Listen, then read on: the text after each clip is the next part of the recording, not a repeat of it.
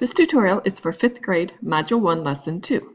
In this lesson, we're going to continue looking at the patterns that we see when we multiply by powers of 10. In this section, we're going to multiply by 10, 100, and 1,000. My first problem is 40 times 10.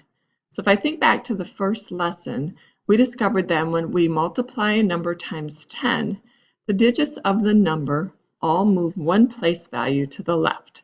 So since I'm multiplying 40 by 10, the 4 that is in my tens place now moves over to the hundreds place. In other words, 40 times 10 equals 400 because now the 4 is in the hundreds place. If I go across to problem B, I have 132 times 10. So again, each digit will move one place value to the right. So the 1 that's in the hundreds place will now be in the thousands place, and then the 3 will be in the hundreds place, the 2 will be in the tens place. And so we need to fill in that 0 in the ones place. So 132 times 10 equals 1,320. Now I'm going to multiply by 100. I have 23. So if I think about this, 20 times 100 would be 2,000. 3 times 100 would be 300. So I have 2 thousands and 300s. Same thing for 891 times 100. 800 times 100 would equal 80,000. 90 times 100 would equal 9,000.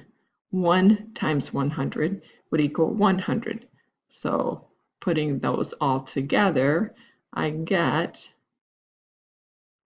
89,100 as my final answer. Each of these digits, again, has moved 2 place values to the left. And we'll continue this with multiplying by 1,000. This time everything will move 3 place values to the left. So here I have 40 times 1,000, which would be 40,000. 1 times 1,000 would be 1,000. And so 41 times 1,000 is 41,000. And we'll follow that same pattern for the last problem. 600 times 1,000 is 600,000. 30 times 1,000 is 30,000. And 2 times 1,000 is 2,000. One thing we want to avoid is telling the students just to add zeros on to the numbers to show the multiplication. That only works when we're working with whole numbers. If we were working with decimals and they just added zeros on, they would actually get an incorrect answer.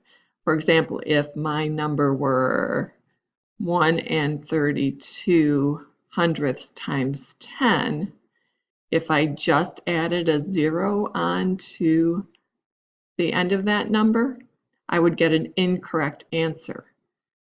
1 32 hundredths times 10 would mean that each digit would move one place value to the left. So adding a 0 on to the end of a decimal does not show multiplying by 10. So we want to avoid teaching that trick to students because it doesn't work every time. It only works when you're working with whole numbers. In the next section, we'll think about what we learned about dividing by powers of 10. For the first problem, I have 60. I'm going to divide it by 10. That means that each digit will move one place value to the right. Right now, my 6 is in the tens place, so when it moves one place value to the right, it will be in the ones place. And then that 0, which is in the ones place, will be in the tenths place. Obviously, you don't have to include the decimal point in the 0 since there is no decimal part of this answer, but it's correct either way. When I have 130 divided by 10, again, each digit will move one place to the right. So the 1 that's in the hundreds place will now be in the tens place, and the 3 will be in the ones place.